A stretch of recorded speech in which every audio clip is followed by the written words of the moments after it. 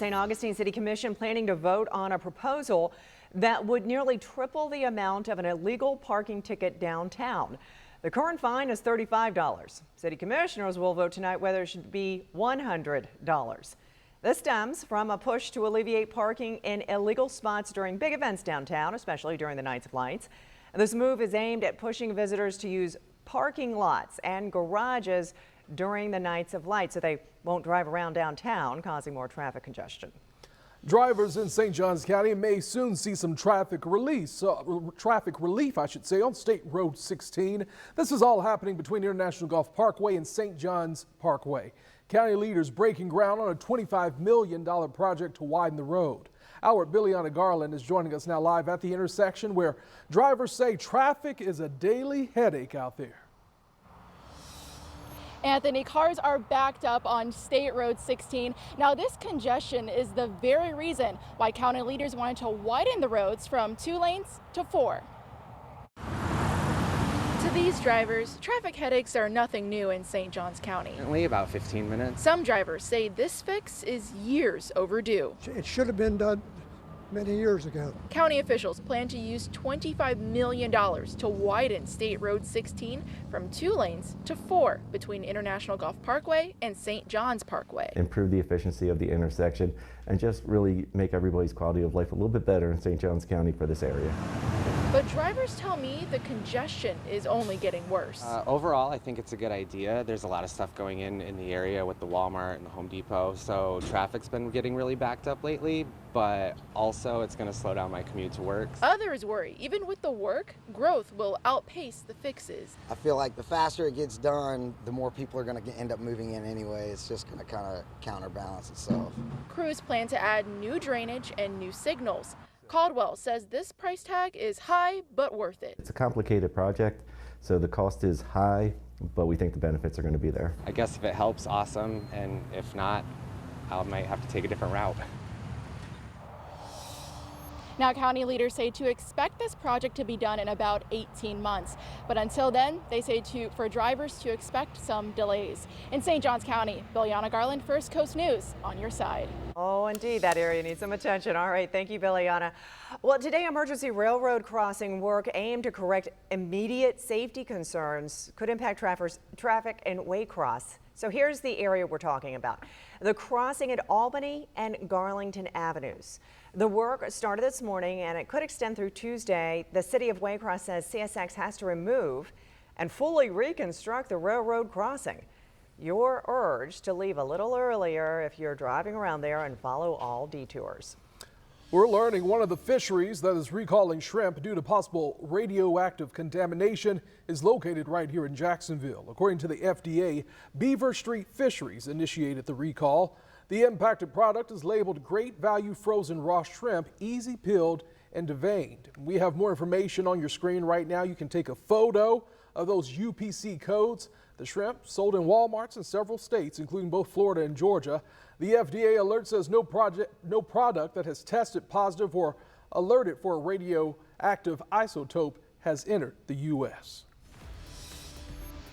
Coming up, Glenn County Animal Control is out of space. 96 dogs, 65 cats, and more coming. Why it's happening and how you can help. That's next. And Dr. Pepper and Keurig split in an $18 billion shakeup. What it means for your favorite drinks. We're going to talk about that in just a few minutes, Lou. I love me a Diet Dr. Pepper. Let's take a look at our futurecast modeling. So the rest of our evening with those scattered showers to isolate it around some of our beaches. We're watching a strong storm up in Camden County moving to Fernandina. What about Tuesday, Wednesday? A little bit of change on the way. I'll explain. Streaming on First Coast News Plus. You're watching First Coast News on your side at 5.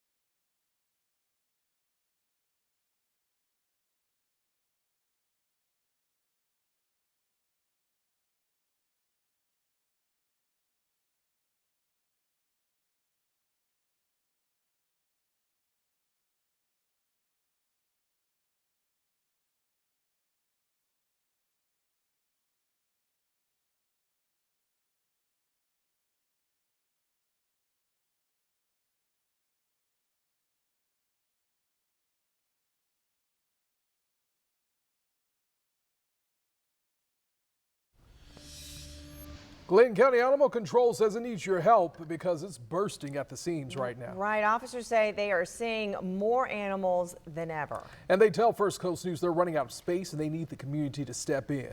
The facility in Brunswick is at capacity right now, caring for 96 dogs and 65 cats. Officers say the shelter has been overwhelmed recently, partly because of kitten and puppy season, which stretches from the spring into the summer and fall. Yeah, well, we already have too many as it is. So obviously when our shelter is already full and we're having to pick up more, especially when there's litters of puppies and litters of kittens that we just don't have space for. Obviously we have to try to find solutions for how to make space for those puppies and dogs, and we do everything that we can to get them into foster or get them adopted, or sometimes we have to double up kennels. And the shelter says euthanasia, that's the last resort. Animals are spayed, neutered, and up to date on vaccinations with adoption fees around $50. Spaying and neutering pets is also crucial to prevent overcrowding. Now, the First Coast's most accurate forecast from the First Coast News Weather Team, certified by WeatherRate. Sponsored by AC Designs. It's amazing. It just so quick. We're going out to the beach. We were just watching some downpours, but look, if you can kind of focus your attention, I wish I could go back there and point, but on the right side of the screen, you see the rainbow? Guys, I don't know if you can kind of check it out, but very cool. Just indicative of just the heavy rain we just had at the pier area. And then now we got some sun shining into those cumulus clouds, even people running out onto the beach now that the rain is starting to move out. Can you see the rainbow? I hope you can. I hope you can see it at home. Beautiful. Very, very cool stuff. Let's come back now. I got another shot lower level confirming we're getting some folks running out there now that the showers have left. 85 degrees, still indicating some lightning. So let's take a look at that in a moment. 95 now. This is a camera we've been checking in on. This up on mile marker 374. So getting very close to the state line. And I focus on that because right on 95 at the state line with the border with really Nassau and Camden County, we got a pretty strong thunderstorm moving over St. Mary's out towards Cumberland Island and zooming in now. Frequent lightning you can see right over St. Mary's and moving perhaps if this holds itself together, which it looks like it has been, right towards downtown Fernandina Beach. So we're going to time that out kind of from the very core. So rain may begin for you in downtown Fernandina here a little bit sooner than I'm timing out the strongest part of this storm. So 5:51 is when that most frequent lightning would be right over Fernandina Beach down towards Amelia Island. Notice we've even got the Baptist Medical Center Nassau highlighted here. So that'd be 5:53 as it makes its way through. And kind of putting this into motion, slower look here, but we've got an outflow coming off the front of this storm. So a little bit of gusty wind possible even ahead of the rain starting. So Fernandina here in the next 20-30 minutes, getting those gustier winds coming right through. It's just a cluster of outflows, right? So we've also got the sea breeze meeting outflows off these storms. Certainly could see some storm development here on the west side of Jax over the next 30 to 45 minutes. We'll continue to watch. Saw those heavier downpours now just moving off the pier, which we saw a rainbow just on the edge of that shower. Some storms also, but moving quickly off the beach, but also there through St. Johns County. So scattered showers and storms. We haven't seen anything up quite to the level of severe weather. It's all stayed pretty sub-severe today, but getting one of those 40-mile-an-hour gusts, and you can certainly have issues. Now, looking at the water vapor imagery, how much moisture is in the atmosphere? We got a little battle happening between some dry air shaded in tan, and then the white and the blues indicating a moist atmosphere. With that dry air coming in, kind of racing in as we get through tonight into tomorrow, we drop our rain chances. So 93 degrees, still going to be hot. Drier air does warm up faster, but just not quite as humid. Mostly sunny, less humid. Let's take that to the bank. That's going to feel good. Talking about our chances of showers for Tuesday as well. I mean, it's hard pressed in the summer months here in Jacksonville, Florida to see model data indicating really not much rain chance. We're going to keep it at 10% for Tuesday. And look at that Wednesday morning in the 60s. That's going to feel good. All right, Lou, thanks. Well, just hours from now, history could take off from the Gulf Coast at 7:30 tonight. SpaceX will attempt to launch its Super Heavy Starship rocket from Texas. The company was forced to scrub Sunday night's highly anticipated launch after a ground system issue stopped the countdown. The 40-story tall vehicle, the most powerful ever built, is critical to the company's mission to send humans to Mars. The company behind Dr. Pepper, 7-Up, and Keurig Coffee is set to split into a soft drinks company and a coffee group. That's according to a joint statement published today. The company will acquire JDE Peet's, whose brands include Kenco and Peet's Coffee. It's an $18 billion deal, expected to generate annual sales of around $16 billion. Right now, postal services across Europe and India are suspending shipments to the U.S. This comes in anticipation of Friday's expiration of the de minimis exemption. The rule lets packages worth $800 or less to enter the U.S. duty-free. It's been a loophole for e-commerce giants to avoid trade tariffs. Discount retailers and online marketplaces like Amazon, Etsy, and Shopify will be hit hardest, and analysts say higher costs will likely land on consumers. Customs and Border Protection says more than 1.3 billion packages came in last year under this exemption.